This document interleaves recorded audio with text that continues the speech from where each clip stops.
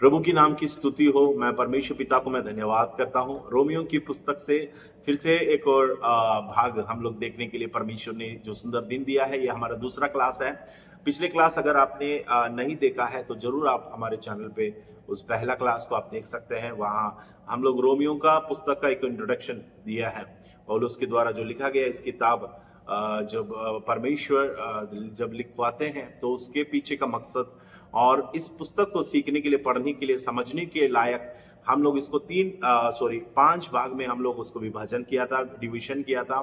एक उसमें सबसे पहला 3 अध्याय पाप के बारे में बताता है और 3 से लेकर 5 अध्याय तक धार्मिकता के विषय, उद्धार के विषय में बताया गया है। और वहां से 5 से लेकर 8 अध्याय तक हम लोग को अलगदाई या पवित्रताई के विषय में हमको देखने को मिलता है। पवित्र जीवन के बारे में कैसे बिताना है उसके बारे में हमको वहां देखने को मिलता है। और 8 से फिर 11 अध्याय तक हम लोग को वहां परमेश्वर की महानता के बारे में हमको देखने को मिलते हैं कि एक समय काल में परमेश्वर ने कैसे बर्ताव किया। और 12 से लेकर 16 अध्याय, आखिरी जो डिवीजन 12 से लेकर जो 16 अध्याय तक हमारी जो सेवकाई है, सर्विस, उसके विषय में वहां पर मिलता है, किस प्रकार हमको सेवा करना चाहिए। इसमें हम लोग पाप के विषय में सबसे पहला 3 अध्याय पाप के बारे में है, तो उस पाप के विषय में हम लोग यहाँ पर मनन करते हैं। 1 अध्याय का 1 वचन से लेकर 3 अध्याय का 23 वचन तक हम लोग पाप के बारे में ही यहाँ पर पढ़ते हैं। तो पाप के विषय में हम शुरू करने से पहले इसके इंट्रोडक्शन हमने देखा कि पौलुस अपने आप को रोमी कलीसिया के साथ इंट्रोडक्शन करते हैं कि वो परमेश्वर का दास है, प्रभु का गुलाम है। हम लोग पिछले क्लास में उस विषय के बारे में चर्चा किए थे। आज हम उसको कंटिन्यू करेंगे। तो हम लोग देखेंगे कि एक अध्याय और उसका 8वां वचन से आज के मनन में हम लोग देखेंगे। तो 8 वचन में लिखा है, पहले मैं तुम सबके लिए यीशु मसीह के द्वारा अपना परमेश्वर का धन्यवाद करता हूं क्योंकि तुम्हारे विश्वास की चर्चा सारे जगत में हो रही है। रोमी कलीसिया के बारे में पौलुस एक गुण उनके बताना चाहते हैं, जो श्रेष्ठता है उनके, जो एक फेमस एक गुड क्वालिटी अगर जो बताना है उस कलीसिया की, वह है उन लोगों का फेथ, उनका विश्वास। उनका विश्वास की चर्चा सारी जगह पर हो रही है।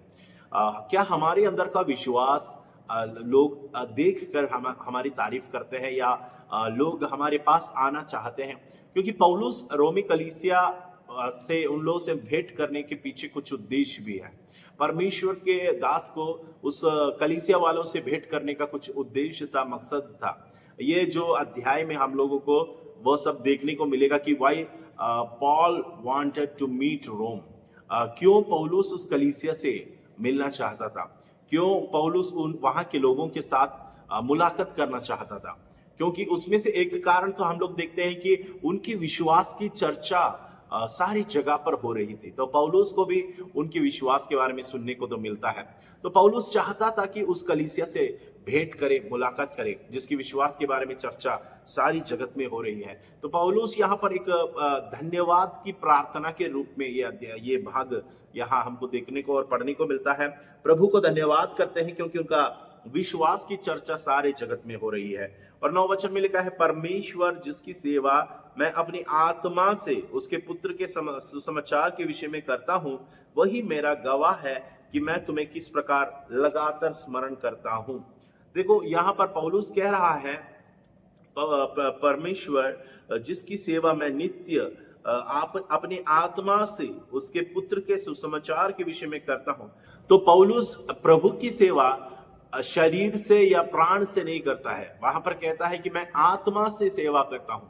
पौलुस परमेश्वर की सेवा आत्मा से करता है, आत्मा से सेवा करते हैं, परमेश्वर की इच्छा के अनुसार वो सेवा करते हैं। परमेश्वर जिसकी सेवा मैं अपनी आत्मा से उसके पुत्र के सुसमाचार के विषय में करता हूं, वही मेरा गवाह है कि मैं तुम्हें किस प्रकार लगातार स्मरण करता रहता हूं और नित्य अपनी प्रार्थनाओं में विनती करता हूं कि किसी रीति से अब तुम्हारे पास आने की मेरी यात्रा परमेश्वर की इच्छा से सफल हो। देखो, परमेश्वर के दास का प्रार्थना है कि आप लोगों से भेंट मुझे करना है, मुलाकात तो करना है। तो परमेश्वर की इच्छा होगी तो जरूर वो होना है। देखो, परमेश्वर की इच्छा के अनुसार पौलुस रोमी कलीसिया से मिलना चाहता था। कितनी बड़ी प्रार्थना है, कितनी गंभीर प्रार्थना है। पौलुस अपनी इच्छा से रोमी कलीसिया वालों से मुलाकात करना नहीं चाहता, मगर जब परमेश्वर की इच्छा होगा तो मैं वहां के लोगों से मिलना चाहता हूं। पौलुस की कहना यह है। और ये यहाँ पर हम लोगों को कुछ कारण देखने को मिलता है कि क्यों पौलुस रोमी कलीसिया से मिलना चाहता था। और उसका 11 वचन में हम लोगों को पहला reason why Paul wants to meet Romans, है ना, इसकी पहला रीजन हमको वहां पर पढ़ने को मिलता है, वो है क्योंकि मैं तुमसे मिलने की लालसा करता हूं कि मैं तुम्हें कोई आत्मिक वरदान दूं जिससे तुम स्थिर हो जाओगे। देखो, द फर्स्ट रीजन वहां पर जो कहा गया है वो है, पहला कारण बताया गया कि मैं तुम्हें कुछ आत्मिक वरदान मैं तुम्हें दूं, है ना, मैं इसलिए मिलना चाहता हूं, इसलिए लालसा करता हूं कि मैं तुम्हें कोई आत्मिक वरदान दूं जिससे तुम स्थिर हो जाओगे, विश्वास में और मजबूत हो जाओगे। स्थिरता, कंसिस्टेंसी, परसिस्टेंस, वो पाने के लिए यहां पर पौलुस कहता है कि मैं आत्मिक वरदानों को तुम्हें देना चाहता हूं। तो देखो, इस कलीसिया शायद विश्वास में तो बहुत फेमस है, प्रसिद्ध है, और उन लोगों का विश्वास की चर्चा सभी जगह पर हो रही है, सभी लोग उसके बारे में सुन रहे हैं। फिर भी पौलुस कहता है कि तुम्हें विश्वास में कंसिस्टेंसी दिखाना पड़ती है। कंसिस्टेंसी मतलब क्या हुआ? विश्वास में तुमको स्थिरता दिखाना पड़ता है, स्थिरता के साथ बने रहना पड़ता है। तो कई लोगों का विश्वास लहर के समान होता है, उन लोगों का विश्वास मजबूत नहीं रहता, स्थायी नहीं रहता है, चिरस्थायी नहीं होता है, मतलब एक जगह पर अड़े नहीं रहते हैं। कभी कभार विश्वास उन लोगों का डगमगाया भी जाता है, जब परेशानियां होती है तो वे डगमगाया जाता है। मगर कुछ लोग ऐसे हैं कि उन लोगों का विश्वास चट्टान के समान होता है, वो कभी हिलता नहीं है, चाहे परेशानी कितनी भी बड़ी उनके जीवन में आ जाए फिर भी वे कभी नहीं डुलता, कभी नहीं हिलता, क्योंकि वे चट्टान के समान विश्वास रखने वाले हैं। तो बाइबल में कई सारे लोगों के बारे में हम लोग को पढ़ने को मिलता है जिनको परमेश्वर ने तारीफ किया, जिनको परमेश्वर ने प्रशंसा किया, क्योंकि जिन लोगों का विश्वास काफी मजबूत था, जो प्रभु की नजरों में काफी बड़ा विश्वास था। यहां पर भी हमको यही देखने को मिलता है, पौलुस कहता है कि तुम्हारा विश्वास को मैं स्थिर करना चाहता हूं, इसीलिए कुछ आत्मिक वरदानों को मैं तुम्हें हस्तांतरण करूं। पौलुस का एक इच्छा देखिए। तो आत्मिक वरदान, स्पिरिचुअल गिफ्ट जो होता है, हम लोग कुरिन्थियों की पत्री में सब पवित्र आत्मा का वरदानों के बारे में हम पढ़ते हैं 11 अध्याय 12 अध्याय में। वहां जो पवित्र आत्मा के विभिन्न प्रकार के वरदानों के बारे में बताया गया है। तो परमेश्वर की आत्मा का जो वरदान हमें जो मिलता है, यह वरदान किस लिए दिया जाता है, उसका उद्देश्य यहां पर हमको मिलता है। क्योंकि परमेश्वर की आत्मा का वरदान हमें इसलिए दिया जाता है क्योंकि हम विश्वास में स्थिर रहे, विश्वास में मजबूत हो जाए। जब कभी पवित्र आत्मा हमारे अंदर आकर कुछ वरदानों के द्वारा हमें आगे बढ़ाता है, अब पवित्र आत्मा मुझ पर है, मगर प्रकट रूप में कैसे हम स्थापित कर सकते हैं? अब मान के चलो मैं अन्य भाषा में बात करने लगा, कुछ वरदान मुझे मिला, अन्य भाषा में मैं बात करने लगा अचानक, तो मेरे अंदर का विश्वास ही मजबूत हो जाता है, क्योंकि मैं प्रकट रूप में ये समझ रहा हूं, जान रहा हूं पवित्र आत्मा मुझ पर आई है, और दूसरे का भी विश्वास मजबूत हो जाता है। अब पवित्र आत्मा मुझ पर आई है तो मैं भविष्यवाणी करना चालू किया, तो भविष्यवाणी के द्वारा लोगों को यह पता चल जाएगा कि देखो इनके ऊपर पवित्र आत्मा है, पवित्र आत्मा में भविष्यवाणी करता है। तो उससे क्या होता है? उनका विश्वास मजबूत हो जाता है। यहां पर भी पौलुस क्या समझाना चाहते हैं?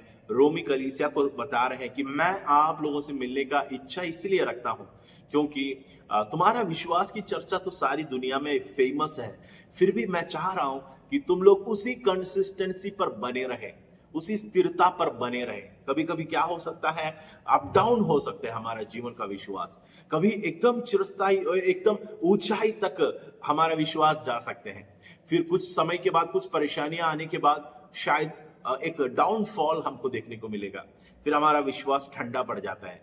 तो पौलुस नहीं चाह रहे हैं कि एक विश्वासी का विश्वास में चेंजेस आ जाए, है ना, इसलिए पौलुस चाह रहे हैं कि एक कंसिस्टेंट विश्वास हमारे अंदर होना चाहिए, एक स्थिर विश्वास हमारे अंदर होना चाहिए। तो first reason to establish you with spiritual gift, वरदानों के साथ पौलुस चाह रहा था कि उस कलीसिया को क्या करे, मजबूत किया जाए, वरदानों के साथ मजबूत किया जाए। दूसरा, इतिहास की पुस्तक 20 अध्याय और उसका 20 वचन मैं आपके लिए पढ़ना चाहता हूं। 20 वचन में हम लोगों को देखने को मिलता है, एदोम के साथ जब इस्राएली लोग लड़ते हैं, लड़ाई करते हैं, तब उन लोग डगमगाने लगा, विश्वास उनके कमजोर होने लगा। तब यहोशापात कहते हैं 20 अध्याय और उसका 20 वचन में, वे सवेरे उठकर तकाव के जंगल की ओर निकल गए और चलते समय यहोशापात ने खड़े होकर कहा, हे यहूदियों, हे यरूशलेम के निवासियों, मेरी सुनो, अपने परमेश्वर यहोवा पर विश्वास रखो, तब तुम स्थिर रहोगे। परमेश्वर यहोवा पर विश्वास रखो, तब तुम स्थिर रहोगे। देखो, ये पुराने नियम में इसराइलियों को यहोशापात के द्वारा जो समझाया गया है, क्योंकि इसराइली लोग एक एक देश को देखकर उनका अंदर का विश्वास और भरोसा टूट जाता था, क्योंकि उन लोगों को लगता था ये तो नामुमकिन है, ये काम नहीं होने वाला है, हमें अपना देश कभी नहीं मिलेगा, वायदा कभी नहीं प्राप्त होगी। उनके अंदर कभी कभी डाउनफॉल हो जाता था, जैसे हमारे भी अंदर होता है, अप एंड डाउन्स होते हैं, वैसे विश्वास में उतार चढ़ाव देखने को मिलता था। मगर यहाँ पर यहोशापात कहते हैं, परमेश्वर पर क्या करो, विश्वास रखो, तभी तुम स्थिर रह पाओगे। प्रियो, पौलुस समझाते हैं रोमी कलीसिया को विश्वास में स्थिर रहने की आवश्यकता क्यों है, एक कंसिस्टेंसी की जरूरत क्या है, एक विश्वास में बने रहने की आवश्यकता क्या है, क्योंकि कोई भी समय में हमारा विश्वास को नहीं खोना चाहिए। इसलिए पौलुस कहता है, मैंने विश्वास का रखवाली किया करके कहता है ना। जब मैं तीमुथियुस की पत्री में हम लोग को पढ़ने को मिलता है, पौलुस कहता है, मैं अच्छे कुश्ती लड़ चुका हूं, मेरा दौड़ मैं पूरा कर चुका हूं, विश्वास का मैंने रखवाला किया। देखो, तो विश्वास जो है हमारा जीवन में कमजोर पड़ सकता है, इसलिए उसको हमको क्या करना पड़ता है, उसको संभालना पड़ता है, विश्वास को मजबूत रखना पड़ता है, हमेशा मजबूती के साथ बने रहना चाहिए। तो नया नियम में पवित्र आत्मा के द्वारा हमारा विश्वास मजबूत हो सकता है, वरदानों के द्वारा विश्वास मजबूत होता है। इसलिए यहाँ पर हम लोग पहले रीजन जो पौलुस रोमी कलीसिया से मिलना चाहता था, वो इसलिए है कि उन लोगों का विश्वास को पौलुस मजबूत करना चाहता है।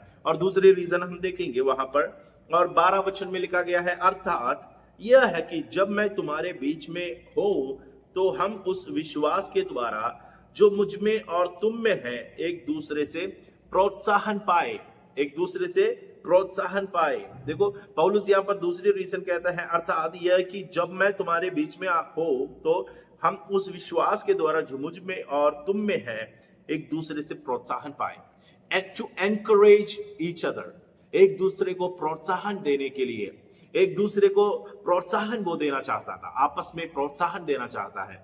और उन लोगों को, इसलिए पौलुस वहां चाह रहे हैं कि रोमी कलीसिया से मिले, एनकरेज करना चाहता था, उनका विश्वास के लिए, विश्वास की स्थिरता के लिए वरदान देना चाहता है।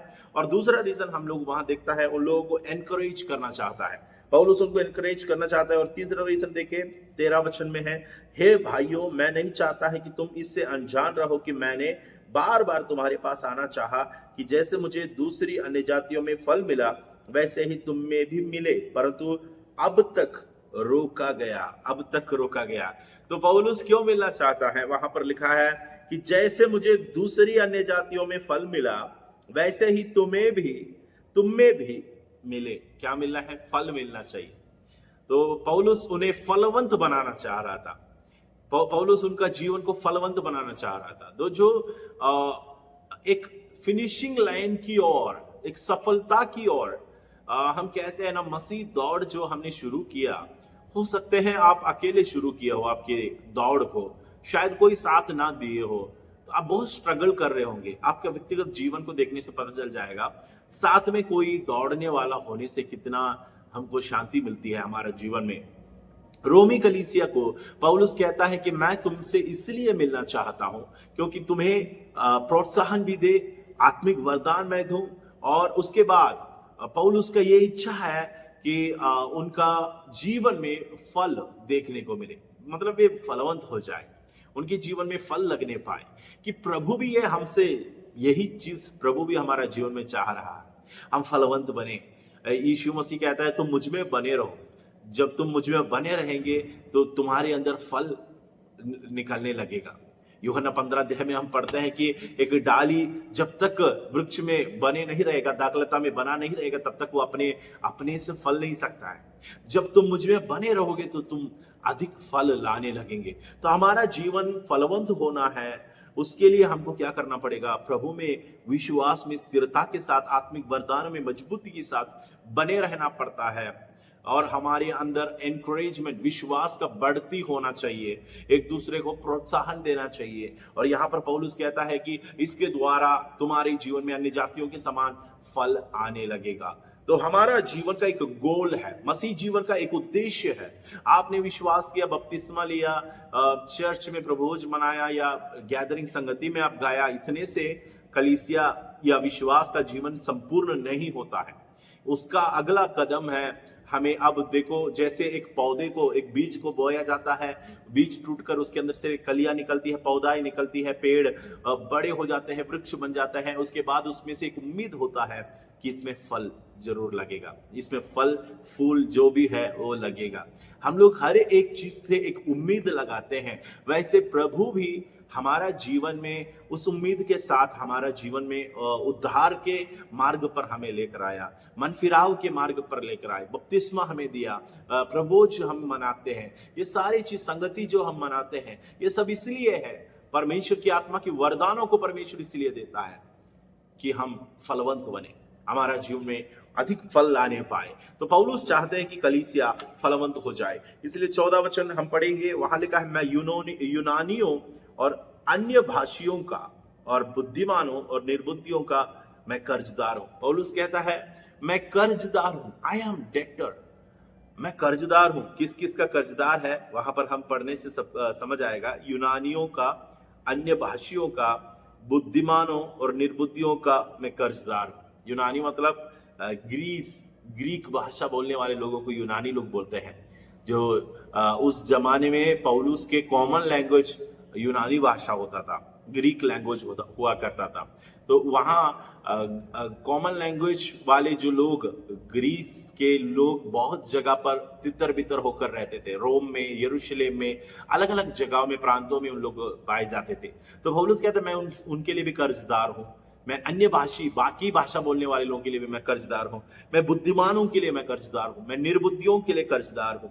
अतः मैं तुम्हें भी जो रोम में रहते हो सुसमाचार सुनाने को भरसक तैयार हूं। तो पौलुस कहता है कि मैं रोम वालों के लिए भी कर्जदार हूं, मैं सबके लिए कर्जदार हूं। दो प्रकार का कर्जदार हम अपने जीवन में बन सकता है। एक है, हम किसी का पैसा लेकर हम उसको लौटा नहीं पा रहे, चुका नहीं पा रहे, तो हम कर्जदार हैं, उसके लिए कर्जदार बन गया। हम जब तक वो पैसा चुकाएंगे नहीं तो हम उस डेटर का, कर्जदार की कैटेगरी में हम पाए जाते हैं। और दूसरा कर्जदार ऐसा है कि हम किसी के सामान, मान के चलो किसी को देने के लिए हमारे हाथ में सौंप दिया, तो उसी सामान जब तक हम अपने कब्जे में रखेंगे तब तक हम कर्जदार हैं। जब तक ये सामान को दूसरों को नहीं देंगे तब तक हमें कर्जदार ही कहते हैं। उदाहरण के तौर पर मैं अगर आपको समझाऊं, देखो मूसा सीनाई पर्वत पर गया और परमेश्वर के हाथ से व्यवस्था को, उसने 10 आज्ञाओं का, तख्तियों को पाया, और वो जो व्यवस्था मूसा ने हासिल किया, तब से वो कर्जदार बन गया। किस लिए? ये चीज को इस्राएलियों को देना है, इस्राएलियों को समझाना है, इस्राएलियों को सुनाने के लिए वो कर्जदार है। अगर वो नहीं समझाएंगे तो मूसा का कर्ज बने रहेगा। तो हमारा भी जीवन में परमेश्वर से जो हमें मिली है वो है आत्मा का वरदान हमें मिला है, सुसमाचार हमें मिल गई है। तो ये सुसमाचार जब तक हम दूसरों को ना शेयर करें, पवित्र आत्मा को दूसरों को जब तक हम ना शेयर करें, तब तक हम कर्जदार हैं हमारे जीवन में। याद रखना, इसलिए पौलुस कहते हैं मैं आत्मिक वरदानों को भी बांटना चाहता हूं। क्यों? क्योंकि मैं कर्जदार हूं। जो चीज मुझे प्रभु ने दिया, इसे मुझे दूसरों को देना चाहिए रहता है, क्योंकि मैं कर्जदार हूं एक दूसरे को उद्धार के लिए, मेरे आसपास के लोगों के लिए, मेरा देश के लिए। मैं जिससे भी मैं संपर्क में रहता हूं, परिवार से, रिश्तेदार से, सबसे मैं कर्जदार रहता हूं। प्रियो, हमारा भी अंदर परमेश्वर ने जो सौंपा है, उस चीज को जब तक हम दूसरों को ना दे तब तक हम कर्जदार रहते हैं। हम अपने हाथ में दूसरों को चीजों को ना रखें, है ना। बाइबल में इसी रोमियो की पुस्तक में आगे बढ़ने से आपको पता चल जाएगा, मालिक का प्रेम को छोड़ और किसी भी विषय में किसी का कर्जदार ना रहे करके समझाया गया है। आपस के प्रेम को छोड़, मतलब प्रेम को छोड़कर किसी भी बात में कर्जदार नहीं होना चाहिए। बाकी पैसा के विषय में हो, सुसमाचार के विषय में हो, जिसको हमको सुसमाचार सुनाना है, जिसके लिए प्रार्थना करना है, पवित्र आत्मा का वरदान के लिए देना है, वो देना है। जो सेवा प्रभु ने आपको सौंपा है वो करना है। अगर जब तक वो आप करेंगे नहीं, तब तक आप भी कर्जदार बन जाते हैं। मूसा के समान, पौलुस के समान हम अपने जीवन में ये चीज को देखने को मिलता है। प्रियो, तो पौलुस कहता है मैं कर्जदार हूं कि ये जब तक लोगों के हाथ में ना सौंपे तब तक मैं एक कर्ज में बने रहता हूं। कर्ज में है तो बड़ी बोझ के साथ आपको ये समझना पड़ता है कि मेरा कर्ज चुकाना है ना। ये टेंशन चिंता हमारे जीवन में आ जाती है कि मेरा कर्ज कब चुकाया जाएगा। तो प्रियो, कोशिश हम ये करें कि हमारा कर्ज को हम चुकाए। और 16 वचन में लिखा है, क्योंकि मैं सुसमाचार से नहीं लज्जाता, इसलिए कि वह हर एक विश्वास करने वाले के लिए, पहले तो यहूदी फिर यूनानी के लिए, उद्धार के निमित्त परमेश्वर की सामर्थ है। For I am not ashamed of the gospel। देखो, प्रभु यीशु मसीह का वचन के प्रति पौलुस कहता है कि मैं नहीं लज्जाता हूं। लज्जाने का कई लोग उस समय शायद लज्जाते थे यीशु मसीह के बारे में सोचकर। क्यों? क्योंकि समाज में सबसे गंदे लोगों को क्रूस पर लटकाया जाता है। बुरे बुरे काम करने वाले लोगों को, गंदगी फैलाने वालों को, व्यभिचार करने वाले को, चोरी करने वाले को, हत्या करने वाले को, ऐसे लोगों को, डाकुओं को देखो यीशु मसीह के साथ क्रूस पर चढ़ाया गया था। तो ऐसे गंदे काम करने वाले लोगों को सूली पर लटकाया जाता है। तो जब कोई देखता है तो उनको मालूम है कि ये बहुत नीच इंसान होगा जो क्रूस पर लटका वाला है, बहुत गंदे आदत के होंगे। तो लोग क्या करते हैं, वो उनको और देखकर लज्जा और मतलब उनके और देखकर उन लोग बोलते हैं कि ये कैसे आदमी है, कैसे काम किया। तो लोगों के अंदर उनके प्रति कोई भी अच्छी भावना नहीं होती है। तो प्रभु यीशु मसीह भी क्रूस पर जब लटकाया गया तो कई लोगों का रास्ते में जाने वाले सब यीशु मसीह को देखकर ठट्टों में उड़ाया करता था, और कई लोग देखकर यीशु मसीह का मजाक करता था, कई रास्ते में थूकता था। यीशु मसीह का मजाक किया गया, एक मजाक का विषय बना दिया गया, एक लज्जा की विषय बना दिया गया।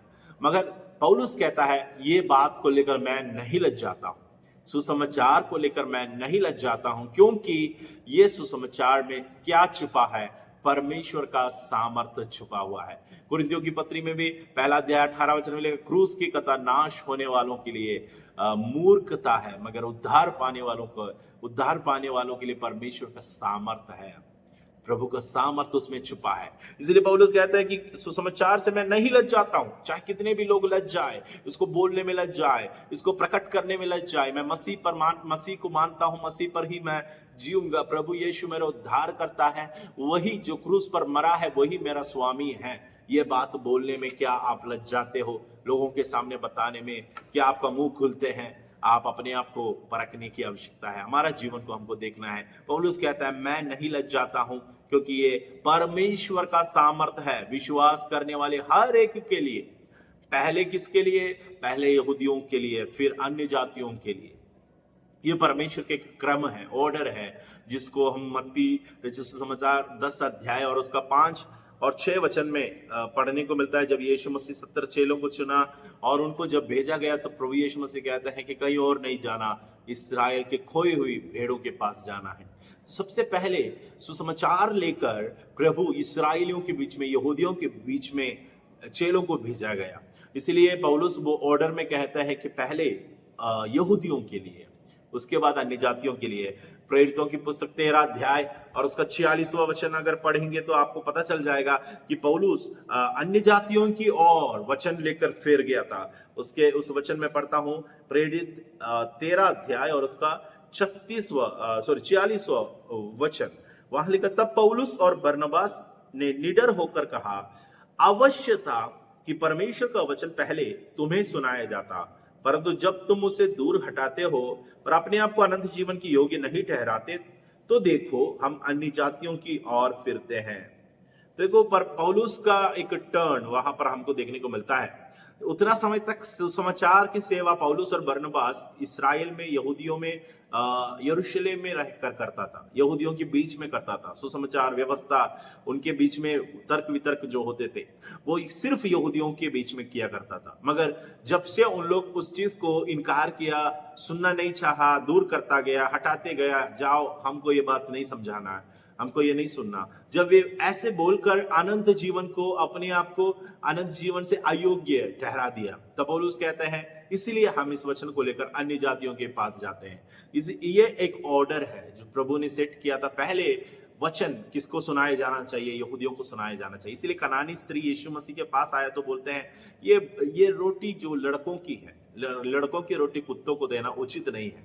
तो पहले लड़के खाए, उसके बाद बच्चों को मिलता है, कुत्तों को मिलता है। तो पहले बच्चों को दिया जाता है, फिर कुत्तों को दिया जाता है। तो वो स्त्री ये बात को पकड़ता है कि लड़के खाने दो, मगर उसमें से जो चूर नीचे गिरता है वो कुत्तों का हक होता है। वही वही हमको चाहिए। तो देखो, पौलुस सुसमाचार के ऑर्डर बताते हैं, तो कहते हैं कि पहले अन्य जातियों के पास जाने से पहले सुसमाचार लेकर यहूदियों में, यरूशलेम में इस्राएलियों के पास जाना अवश्य है। ये प्रभु का रखा गया एक ऑर्डर हमको वहां पर देखने को मिलता है। और उसका देखो अगला वचन में लिखा है, क्योंकि मैं सुसमाचार से नहीं लज जाता हूं, इसलिए कि वह हर एक विश्वास करने वालों के लिए, पहले तो यहूदी फिर यूनानी के लिए उद्धार के निमित्त परमेश्वर की सामर्थ्य है, क्योंकि उसमें परमेश्वर की धार्मिकता विश्वास से और विश्वास के लिए प्रकट होती है। जैसे लिखा है, विश्वास से धर्मी जन जीवित रहता है। ये एक वचन जो हम लोगों को बाइबल में लगभग 4 जगह में ये वचन लिखा गया है। इसका असली जो कोटेशन है वो हबक्कुक की पुस्तक में है, 2 अध्याय और उसका 4 वचन में वहां पर पहली बार पाए जाते हैं, धर्मी जन मेरा धर्मी विश्वास से जीवित रहेंगे। फिर रोमी 1 का 17 में पढ़ा, गलातियों की पुस्तक 3 अध्याय और उसका 11 पद में भी यही वचन हमको पढ़ने को मिलता है, वो कोटेशन कोट किया गया है वहां पर भी। इब्रानियों की पत्री 10 अध्याय और उसका 38 वचन में भी ये बात हमको पढ़ने को मिलता है। तो वैसे बहुत सारी जगह में 3 जगह में ये वचन को कोट किया गया है, 3 जगह में इस बात को कोट किया गया है। परमेश्वर ने 3 जगह में इस बात को दिखा दिया, रोमी 1 का 17 में, गलातियों 3 का 11 में और इब्रानी 10 का 38। ये वचन का प्रॉपर स्थान कहाँ था? हबक्कुक 2 अध्याय और उसका 4 वचन में वहां पर पाया जाता था। वहां से 3 जगह में ये वचन को वहां पर कोट किया गया है। और कैसे वहां पर लिखा गया है, मेरा धर्मी जन विश्वास से जीवित रहता है करके लिखा है, विश्वास से जीवित रहेगा। विश्वास से जीवित रहने के बारे में ये रोमियो की पुस्तक हमें समझाती है। तो आज की इस क्लास मैं यहाँ पर समाप्त करना चाहूंगा। अगले क्लास में हम लोग आगे के जो पोर्शन है, रोमी 1 अध्याय और उसका 18 से लेकर हम लोग आगे के कुछ वचनों को हम देखेंगे, कोशिश करेंगे कि पहला अध्याय को हम समाप्त करें। प्रभु आप सभी को आशीष दे। अगले क्लास में जरूर हमारे साथ जुड़िएगा, प्रभु सहायता करने पाए। अगर कोई डाउट आपको वचन में है तो आप जरूर हमें कमेंट करके आप प्रश्न कर सकते हैं। हम लोग जो सिखा रहे हैं उसमें आपको कुछ अलग डिविएशन कुछ लग रहा है तो आप जरूर कमेंट कर सकते हैं, प्रश्न कर सकते हैं, हम आपको जवाब देने का कोशिश करेंगे। प्रभु सभी को आशीष दे। अब सबको जय मसीह। अगले क्लास के साथ हम फिर मिलेंगे। प्रभु आप सबको आशीष दे।